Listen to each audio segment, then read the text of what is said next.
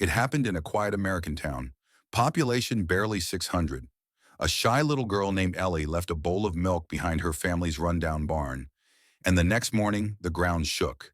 A giant cat, taller than pickup trucks, walked right down Main Street like it owned the place. Everyone froze. SWAT teams were called, but the cat didn't attack. It just sat and stared at one house, Ellie's. They thought it was a monster until she walked up to it and touched its nose. That's when the sky turned gold and the world changed forever. The morning fog clung to the ground like a sleeping beast, thick and low, weaving between the creaky fences and rusted mailbox posts of Willow Creek, a sleepy village tucked between two forgotten mountains in upstate New York. Time moved slower there. Kids still rode bikes down gravel roads, neighbors shared pies, and no one ever locked their doors. And yet something had always felt off, as if the woods held a secret, as if the soil remembered things no one else did. 10-year-old Ellie Mae Thompson had always felt it too. She was different, quiet, strange even. She spoke to birds, doodled swirling symbols in her school notebooks, and told her class that sometimes she dreamed of a cat taller than her house. No one believed her. Even her teacher, Mrs. Darrens, gently told her to stop living in storybooks. But Ellie knew what she saw. Every dream was the same. The massive feline, black as obsidian, its golden eyes shining like two harvest moons, would kneel beside her in a field of stars. It never spoke, but Ellie always felt chosen, as if it was waiting, watching. And then came the morning of October 18th. It had rained all night, leaving the yard soggy. Ellie slipped out of bed before the sun had fully risen. Her mother snored on the couch with a bottle in hand, the TV flashing static. Ellie tiptoed past her and stepped out the back door in her oversized boots and red hoodie. She carried an old chipped bowl filled with warm milk. She didn't know why she did it. Something in her chest just whispered, "It's time." She set the bowl near the weathered barn, the one nobody entered anymore since the roof caved in last winter, and crouched beside it, whispering softly. "Here, kitty," she said. "I don't care if you're big or small. I'm not scared." And then she walked away. She didn't look back. The fog thickened as the town began to stir. Lights blinked on. Coffee brewed. Radios crackled to life. And then everything stopped. A sound, low, guttural, not quite a roar, not quite a purr, rumbled through the valley. Birds exploded from trees. Dogs whimpered and hid under porches. People ran outside, squinting into the mist. Even the sheriff dropped his coffee. And then it appeared. A paw, larger than a car, black fur, glistening claws. It stepped gently onto the edge of Main Street, barely making a sound. Then the rest followed.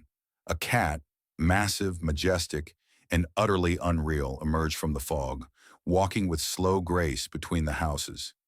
Its body shimmered slightly, as if woven from smoke and moonlight. Golden eyes scanned the village with calm intelligence. The cat stopped in front of the barn and sat. Inside the diner, old Frankie Bell, who'd seen 2 wars and buried his wife under the apple tree, nearly dropped his grits. What the hell is that thing?" he whispered. It's a damn lion," someone said. "No, bigger. Look at its eyes. It ain't no zoo animal. It's looking for something." By noon, the National Guard had been called. By 2 p.m., helicopters were circling, but the cat didn't move. It didn't attack. It didn't growl. It just sat and waited. Every so often, its gaze shifted toward the barn and then to the houses beyond, until Ellie walked into view. She had been kept indoors by her mom, but curiosity and something deeper, a pull she couldn't explain, drew her outside again. She walked past the soldiers, past the news vans, past the people calling her name, straight to the cat. And the cat, this colossal being that dwarfed every truck, every tree, every human, lowered its head and purred. "Ellie!" her mother shrieked. "Get back here!" But the girl didn't move. Instead, she reached out and touched its nose. Warm, software. The cat exhaled and Ellie's hoodie rippled from the breeze of its breath.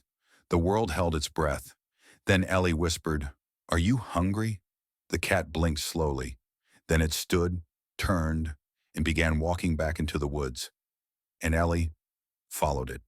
People screamed. Soldiers rushed forward, but a sudden, unseen force knocked them off their feet, gently like a wave brushing against sand. No one could follow. The cat and the girl disappeared into the mist. Deep into the forest, where no trails existed, Ellie and the cat entered a clearing. The air shimmered there, electric and ancient. Trees seemed older. The sky above had no clouds, just a deep indigo, even though it was still afternoon. And in the center of the clearing, rising from the earth like a forgotten temple, was a massive stone ring. Ellie stared at it, breath caught. The cat nudged her forward. "Am I supposed to go in?" The cat didn't answer, but something inside her said yes. As she stepped through the ring, a pulse of light shot up into the sky, and a sound like chimes mixed with thunder echoed across the valley. The stone ring shimmered around Ellie like a curtain of stardust. She couldn't move, not out of fear, but awe. The moment she crossed the threshold, the forest behind her disappeared. No trees, no wind, no sky.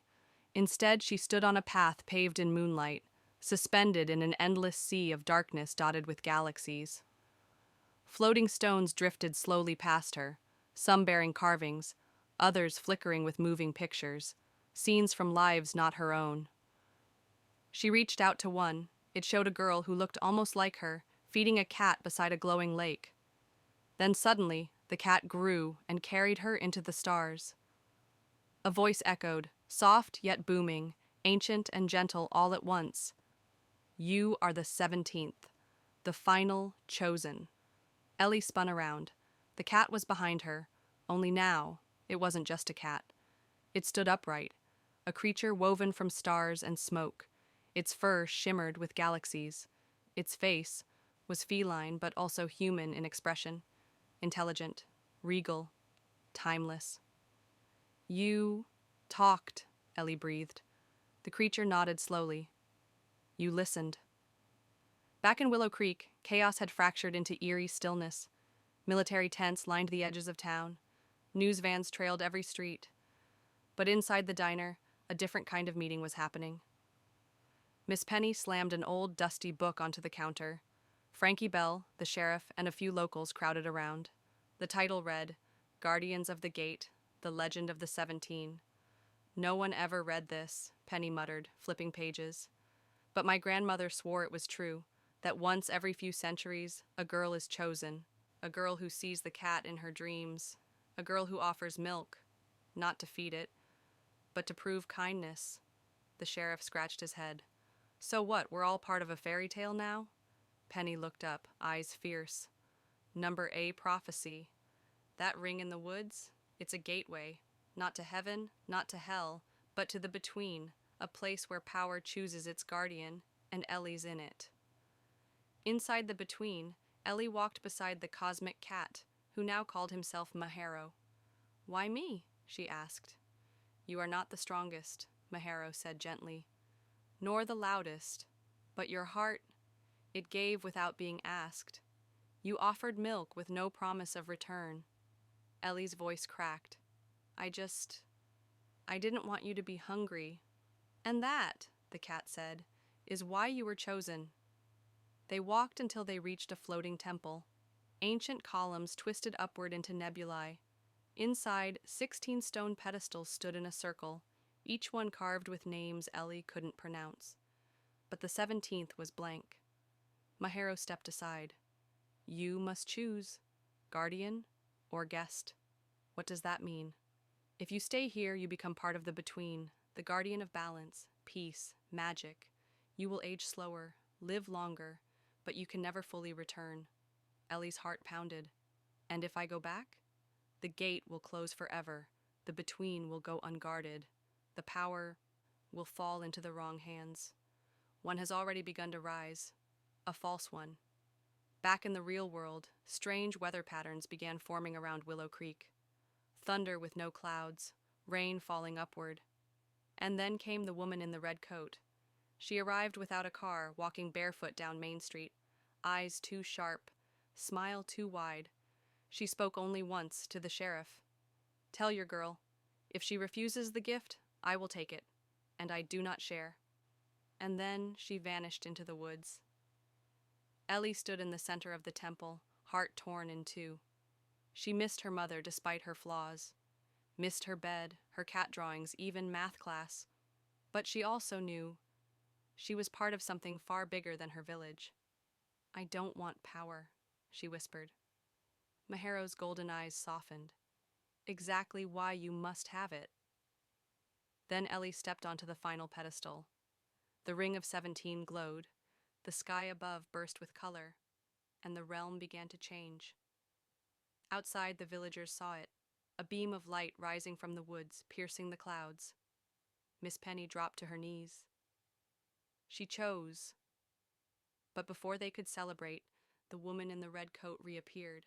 This time her hands crackled with dark lightning.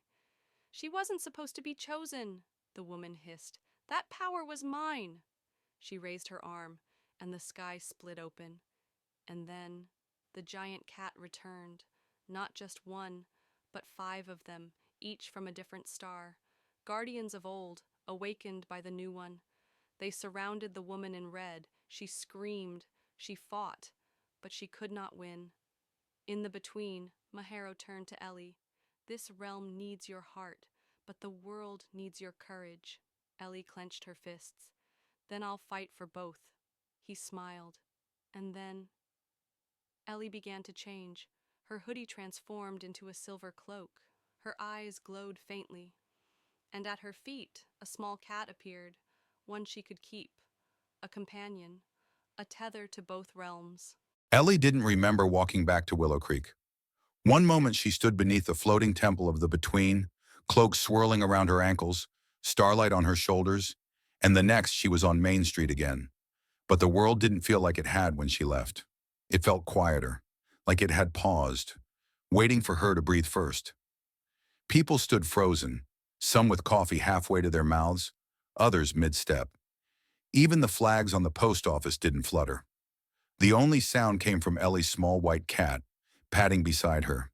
Its soft purr echoed louder than it should have. And then all at once, life resumed. Time exhaled. The birds chirped. Cars beeped. A breeze picked up. And one by one, the people of Willow Creek turned to face the girl with starlight in her eyes. "Ellie?" Sheriff Doyle stepped forward, hat pressed to his chest like he was meeting a queen. "Is that really you?" She nodded. He looked at her cloak, then the cat, then the faint shimmer in her hair like moonlight woven into curls. What happened in there?" Ellie's voice came out clearer than she expected. "I chose to protect. I'm a guardian now." Frankie Bell blinked. "A what now?" Miss Penny stepped through the crowd. Her hands were trembling, eyes glassy with tears. "She's the last of the 17, the one the stars waited for. She fed the milk, passed the test, and entered the Between." The sheriff looked lost. "The what now?" "The realm between time and space," Miss Penny whispered. "The place where balance lives and darkness sleeps." That night, the townsfolk held a meeting in the chapel. No one could sleep.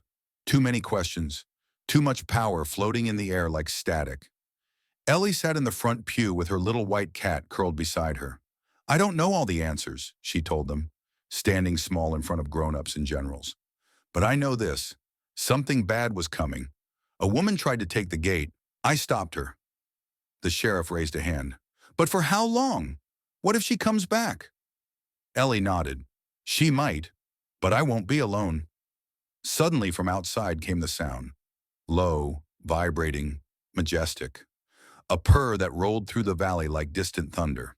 The 5 guardian cats, still watching from the mountains, answered her. In the following days, Willow Creek became more than a village. It became a sanctuary. The mist never fully left, but it was no longer feared. Children played in it. Flowers bloomed overnight. Animals grew gentler. And Ellie? She walked between realms. Each morning, she helped her mom get sober. She made pancakes. She did homework. She laughed with friends. But when the sky flickered or dreams turned cold, she stepped back into the forest. past the barn, through the invisible veil, and re-entered the between, where she met with Maharo and studied magic older than language. But peace is not a permanent gift. It's a responsibility. One night Ellie woke to her cat growling at the window. Outside, the stars had vanished. Not clouded, gone. She ran into the woods, heart pounding, past the gate, into the between, only to find the temple cracked, the floating stones shattered, the ancient ring broken in half. Maharo lay wounded on the marble floor, his celestial fur dimmed to gray smoke. "She's found another door," he whispered. "A false realm, one we sealed long ago." Ellie dropped to her knees. "Tell me what to do." Maharo looked at her, pain flickering in his golden eyes. "You must go beyond the between, to the rift. It is older than choice, older than kindness." The rift was a place not even the cats dared enter, a twisting vortex of broken time and fragmented realities. But Ellie didn't hesitate. She dove into the whirlpool of stars, spinning through scenes not her own, a burning kingdom, a weeping giant, a boy made of mirrors, until she landed, not on ground, but on a memory. She stood in a version of Willow Creek where the sky bled red, the streets cracked like broken glass, and standing in front of the barn was the woman in red, now crowned in shadows. "You shouldn't have been chosen," she hissed. "It was supposed to be me. I fed the milk first. I waited. I dreamed." Ellie felt the cat beside her stiffen. "You failed the test," Ellie said. "You fed for power, not for care." The woman's eyes blazed. "Then I'll take yours." She raised her arms and darkness rushed forward. But Ellie didn't run. She closed her eyes and remembered. The birds she'd spoken to, the milk she'd warmed, her mother's worn smile, Miss Penny's stories, the purring of 5 ancient cats. Her heart filled with a glow not even stars could imitate. And when she opened her eyes, she glowed. Silver wings burst from her back, not feathered, but woven from light. The cats, Maharo and the 5 others, descended beside her like comets. Together they struck. The final battle wasn't loud. It was silent. Light against shadow, memory against fear. Story end.